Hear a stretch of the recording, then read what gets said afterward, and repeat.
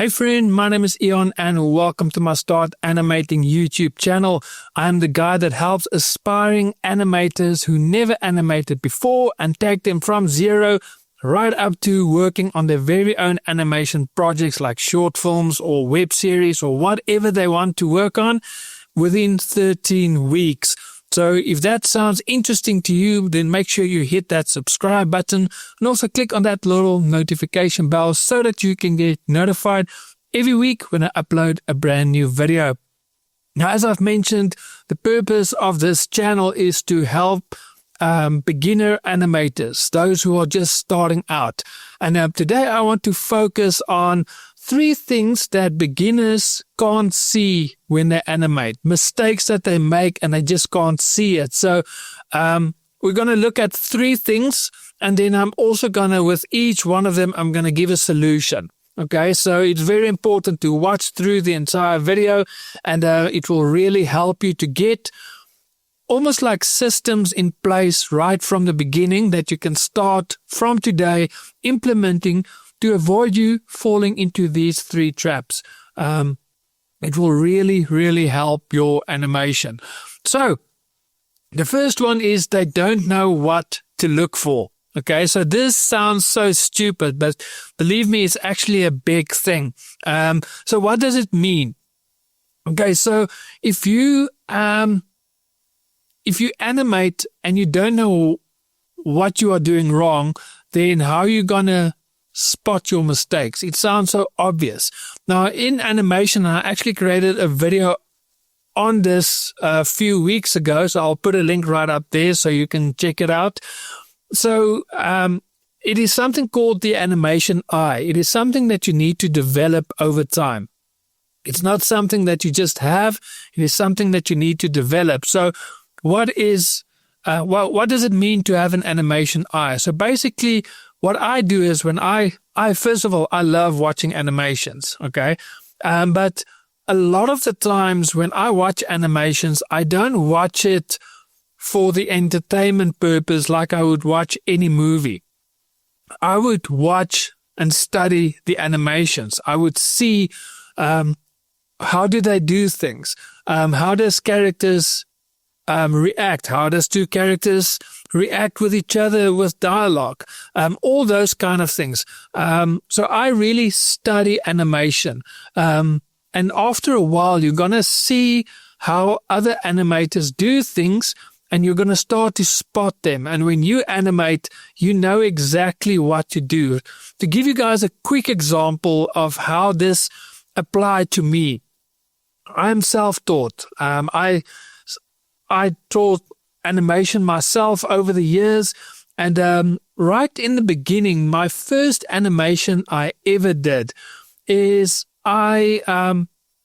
remember, I never animated before, but there's a few things that I always noticed in animation. So, for example, when a character wants to punch, there's always like they pose and then they'll punch. So I've noticed that. I've noticed that if something moves fast, it stretches.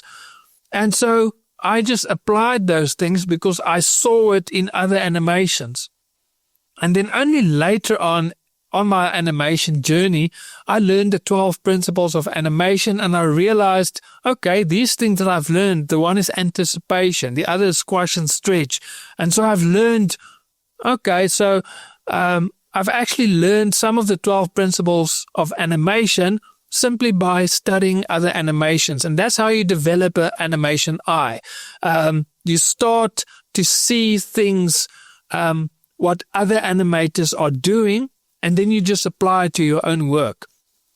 But if you don't study it, if you don't see it, if you don't have that animation eye, you won't know what to look for.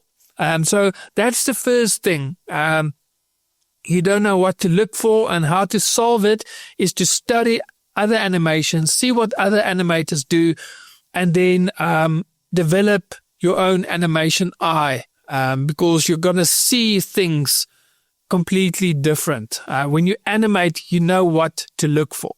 So that's the first one. The second one is having your own work bias. Now, this sounds so stupid, but believe me, it is a real thing. If you talk to authors, they will actually tell you that this is actually a thing. It is actually true. Is they will write something, okay? And then without them knowing it, they'll make some spelling mistakes. And then once they finish writing, they will actually go and read and see if there's not any mistakes. Now, they will find a few, but there's always one or two mistakes that they just keep missing. They just keep missing. They'll read that article or whatever they wrote so many times, and they'll keep missing those mistakes. And that's why what they'll do, they'll always have a proofreader. So a proofreader is someone who has no connection to that written piece, and they'll read through it completely biased and with a fresh eye, and they will spot all the mistakes that you overlooked every single time. It's the same with animation. You will work and you will think everything is right. You've made your adjustments and you'll think everything is right. And then when you show it to someone else, they'll say, no, you've missed this. This doesn't look right. And you'll look at it and say, how did I not see that?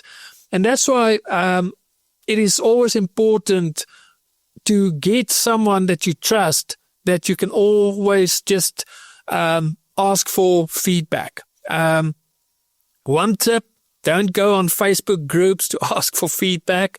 There's too many trolls that won't know your journey. They might be further away on their animation journey than you, so they'll just criticize you and say what you did is crap, but they might not realize, but listen, I'm still new to this. I still have a lot to learn. So you'll need a community that you can trust, that you'll know they'll give you constructive feedback and they'll point out your mistakes for you. They can look at your work with a fresh eye and they can point you in the right direction.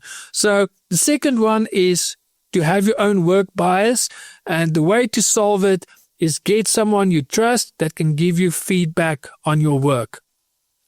Then the final one, and this one is so obvious, and it is just you may not use video reference.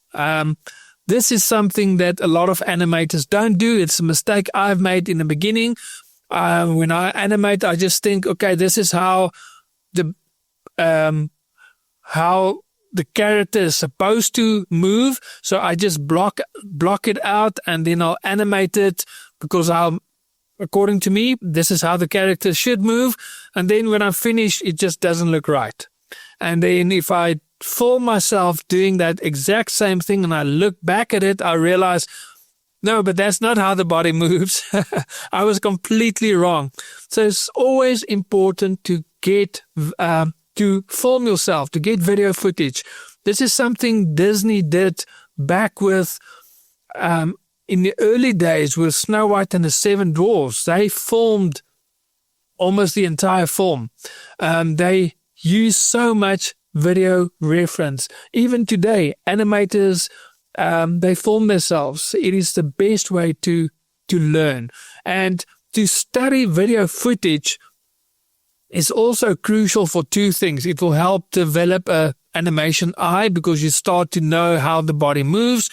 But a good reference or a good example I can share with you is if you comic book artist, if you want to become a comic book artist, the first thing that you need to learn is the body anatomy, how the body moves, the muscles. If you do this, what muscles, how does this impact the muscles? Your shoulder muscles, the tricep, the bicep, because if I do this and if I do this, the muscle moves and it changes its shape. And so if you want to be a good comic book artist, you need to learn all those things. And if you go on YouTube and watch comic book artists draw, they don't even use reference anymore. They just know exactly what to do. Why? Because it's almost like muscle memory. They know exactly how the body should move and how each muscle responds, etc. It's the same with animation. The more you study video footage and reference videos, the more you're going to know how the body moves, and you'll get your animations right the first time. So guys, I really hope you enjoyed this video. If you're new to animation and you want to learn 3D animation, I do have the ICLONE 5-day training camp. Yes, we use ICLONE, and I believe ICLONE is the best software for beginners because you'll get results a lot faster. You can always move over to other animations softwares later, but if you want to start off and you want results fast, then ICLONE is the way to go. So I have this 5-day training camp, and in this 5-day training camp, you work alongside with me, and by the end of the 5 days, you would have created your very own short animation clip, building a small scene, animating your character, making him talk, adding facial expressions, lighting your scene, as well as do camera animation and exporting your animation. So by the end of 5 days, even if you've never animated before, you would have had your very own animated clip that you did yourself. So if you're interested, in the description box below, there's a link. Sign up for the next training camp. It will be the end of May. So make sure you go and sign up. It is the best way for you to start. So guys, that is it for me. I hope to see you next week with another video. So from me, God bless and happy animating.